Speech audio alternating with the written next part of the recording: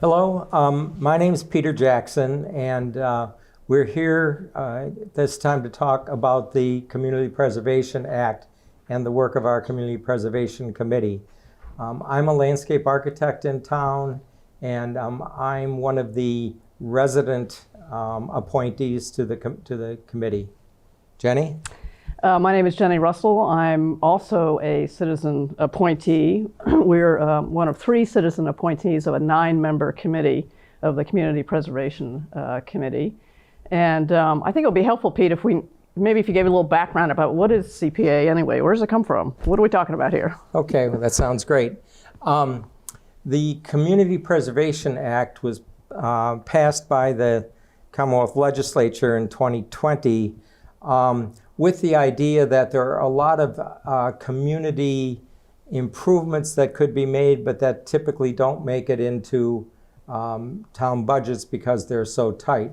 So the CPA allows towns to adopt an excise tax on their real estate tax in order to create a fund called the Community Preservation Fund that can only be spent on community housing, historic preservation, and open space and recreation.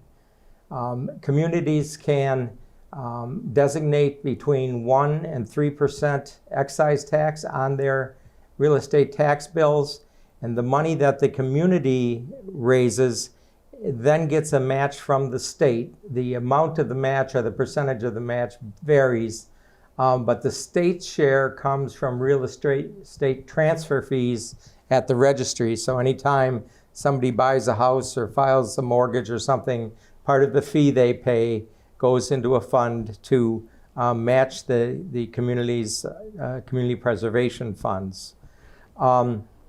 Milton adopted the CPA in 2020 with a 1% excise tax, and the adoption is through the voters, through a general town election.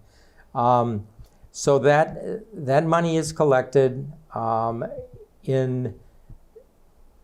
We started collecting in 2021 and in 2022 and 2023. The money, a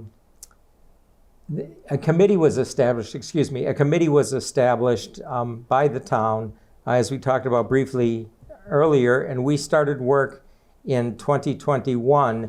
The first task that we had to do was to assess the community needs in the areas of housing, historic preservation, and open space and recreation. And part of that is we prepared a community preservation fund that describes the needs that we found. We had public meetings and set some goals and priorities for the town in each of those areas. Then in 2022, we began a process to solicit proposals for funding, grant proposals, and to evaluate those.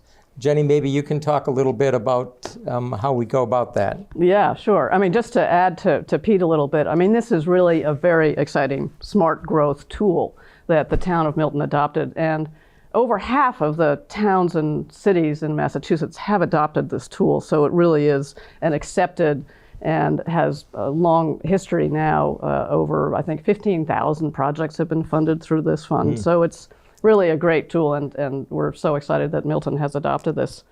So the process for getting funding from this pool is pretty simple. The committee adopted a 2-tier process where the first step is to submit what we call an eligibility application. It's 1 page, very simple, basically says, what are you thinking about? What's the project? Can you describe it? And how much is it going to cost? And how much are you asking from the fund? And the committee then reviews that and makes sure that it's eligible under the statute. There are some specific guidelines around each of the 3 areas of affordable housing, open space and recreation, and historic preservation. And if we agree that they're eligible, then we will ask for a subsequent, more developed proposal that will include details about the budget, details about who's involved, who supports it, how does the community feel about it. So extra sort of materials to support the project. And the next week, so we've gone through one round, and the second round is now open. So anybody who is interested in a project should take a look at the Town of Milton website around this, the Community Preservation Committee. It has the one-page application there, very easy to download. And the deadline is June 1st, so it's coming up. So everybody should begin talking about what kind of projects they're interested in.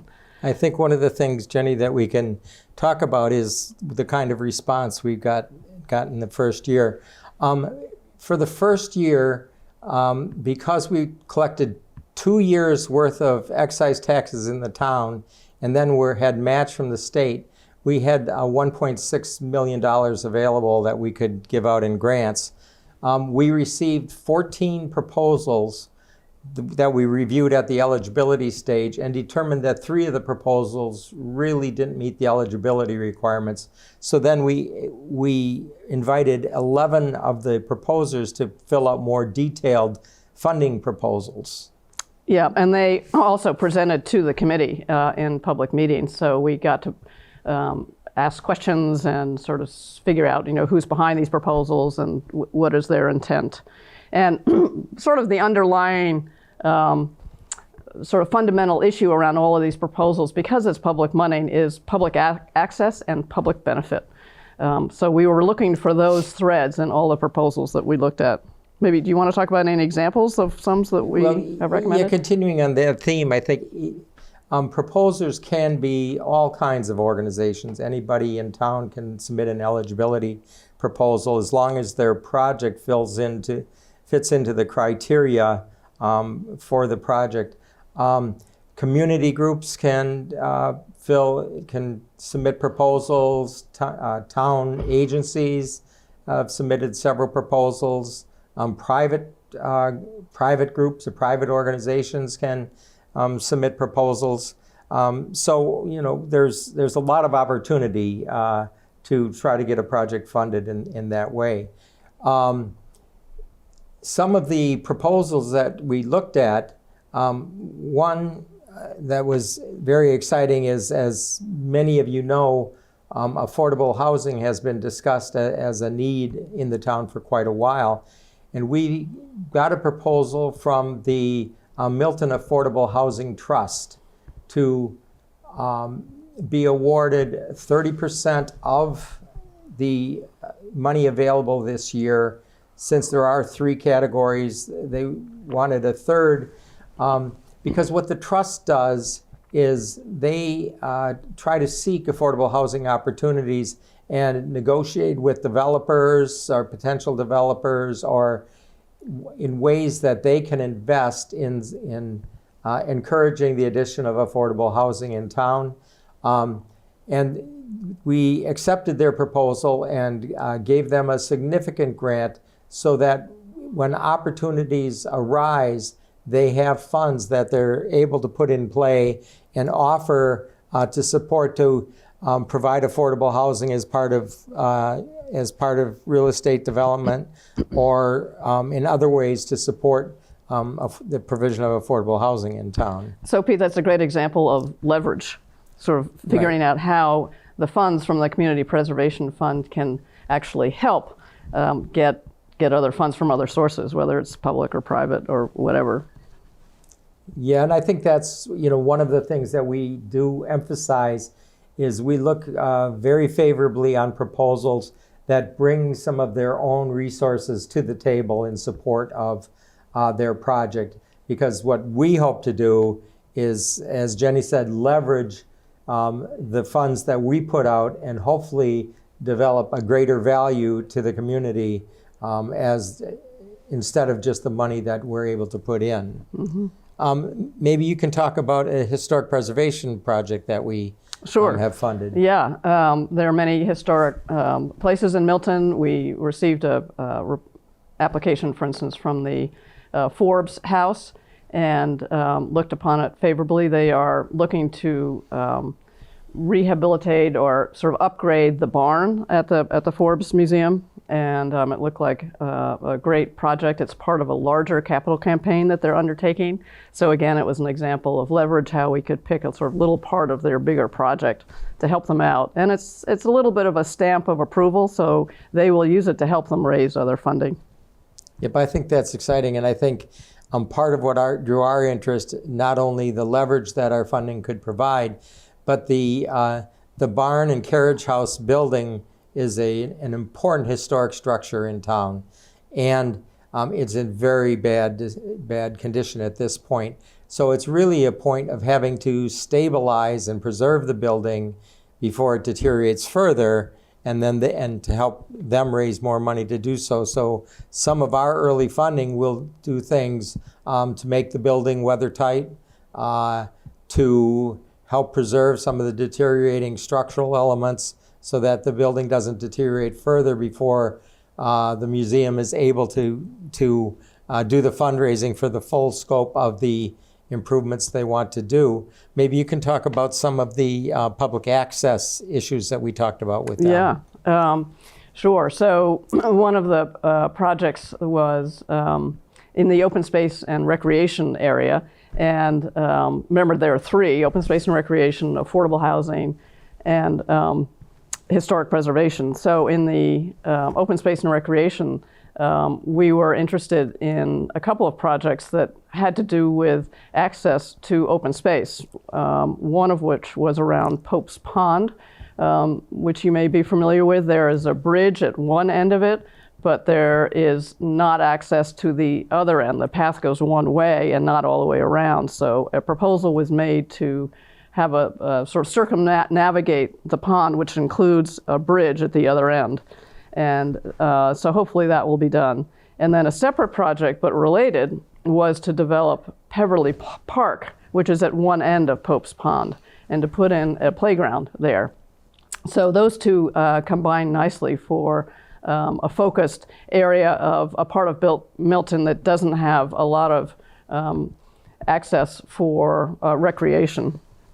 Yeah, particularly the playground. There really isn't any of the town's public playgrounds on the western part of town, and neighbors for quite a while have been trying to look for opportunities for some playground over there. So we're hoping that this project, which at this point just does planning, community outreach, permitting, and prepares a design, but it doesn't actually construct the playground.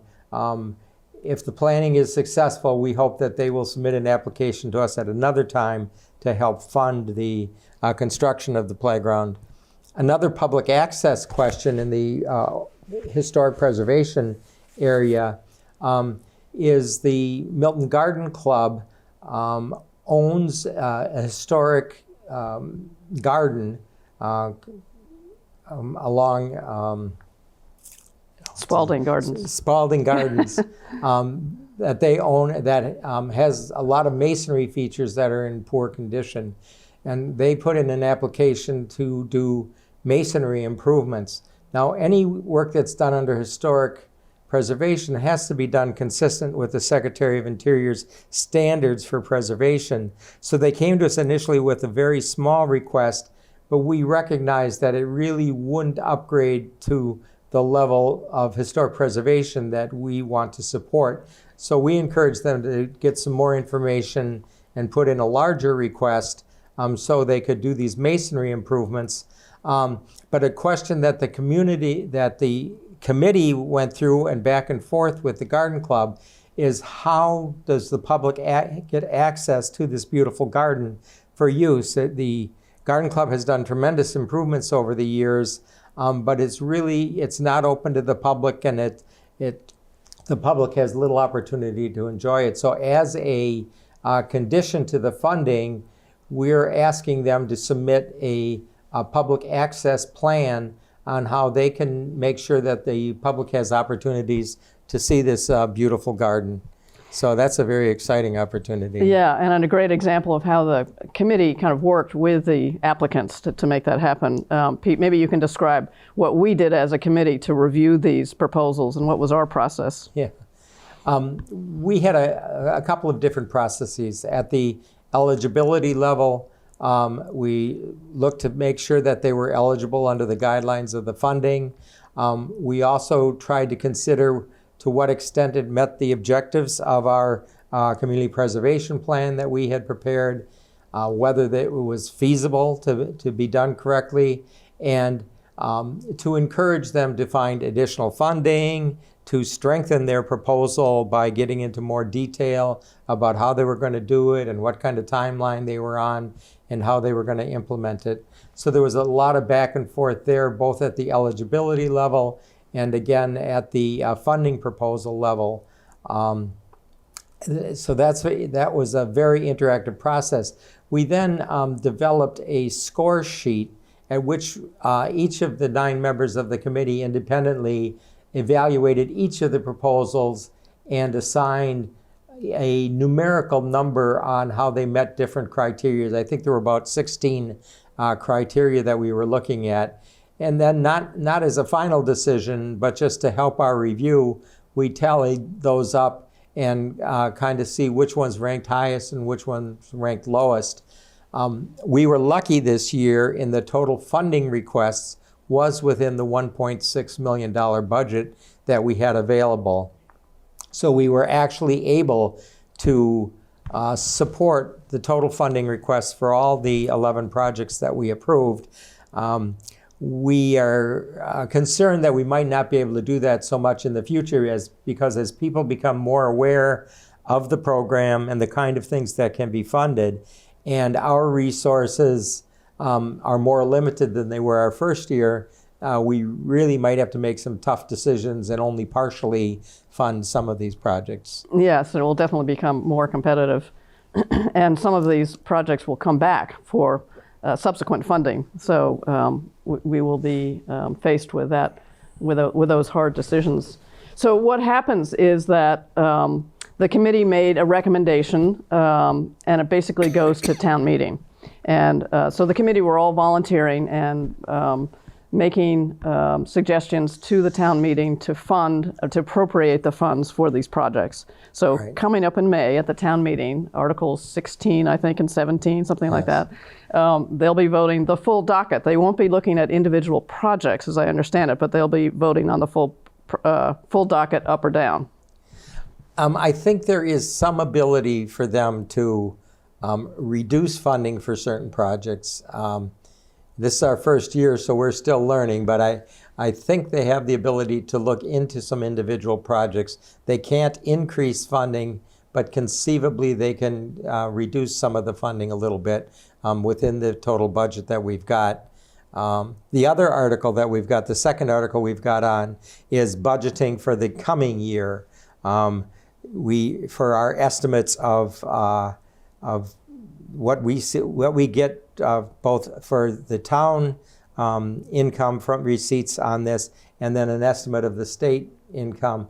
That's divided into various parts. I guess we neglected to say that under the Act, a minimum of 10% of the available funds have to go into each of the 3 major categories. The committee is able to set aside up to 5% for administrative needs. This year, our administrative needs were very low. We got some staff support. But as we start to implement these projects, we may need to hire appraisers. We certainly need to hire some legal expertise, because any of the projects on private land, there will have to be grant agreements signed onto how the property is going to be used.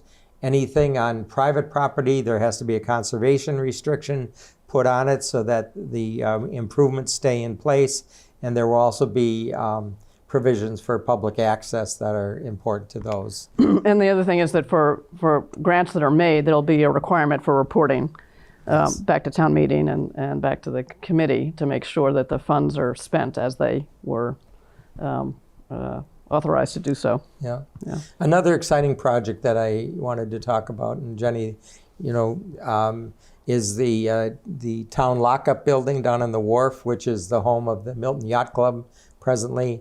That's another historic building that was the original police station for the town. And it again is a building that has deteriorated over the years because of lack of ability to fund some of the improvements that the building needs. So the Milton Historic Commission put forward that project as an important town historic resource that we wanted to preserve. So they have put in for a significant bit of funding so that they can do improvements to the roof, to the windows, to the whole building structure to preserve the building. It won't solve all the problems and totally rehab that building, but this is a first phase of what will be a multi-phase project to address a lot of the issues so that we can preserve that important building right down on the wharf, that the area around the wharf is going to see a lot of improvements and changes over the coming years, and it will be nice to have this historic structure secured for that time. And with historic integrity. I think that was sort of the important part of this. That was a big part of it, absolutely. A couple another ones that's just sort of mentioned is that some of the projects are still in the brainstorming or feasibility phase, if you will. And one of them that had a lot of community support and sort of quandary is around pickleball. And certainly this is the fastest growing sport in the country, and every town is adopting pickleball courts and whatnot. So the committee recommended that the group do a little bit more study about not only the size and scale of pickleball in Milton, but also the location. There was some question as to where it might go. Are the neighbors supportive of it, and how will it play out? So we're funding a community process that the advocates for the pickleball can hire a consultant to help evaluate potential locations for the pickleball and do outreach to the community to make sure that any location that's proposed has community support before the town goes ahead with anything further on the pickleball. Yep. So just to reiterate, June 1st is the deadline for the next round. This will be our second round of review for the eligibility applications. That's the one-pager that's available on the Town of Milton website.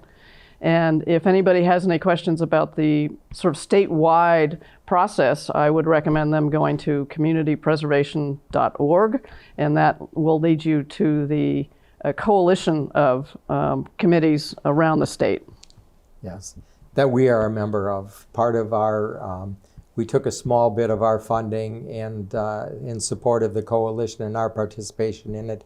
They give us all kinds of support in terms of the history of what kind of projects have been done, helping us evaluate what's eligible and what's not eligible, helping us draft our town meeting articles because of all the experience they've had, and they have experience in writing grant agreements. So our participation in the coalition has been a really valuable tool for us as we try to implement this, very exciting project. It's new for us, but I think we hope that as these projects get underway this year and next year, that we'll actually have some visibility out in the field with some signs that alert people of projects that are funded through the Community Preservation Act. Yeah, and all our meetings are public, the minutes are public, so we encourage and appreciate participation and response from the community. Very good. Well, thank you. It's nice to remind ourselves of some of the things we've been working on, and hopefully the broader community will have learned about this and have some exciting projects that they want to submit and get funded. Thank you. Thank you. Yep, June 1st.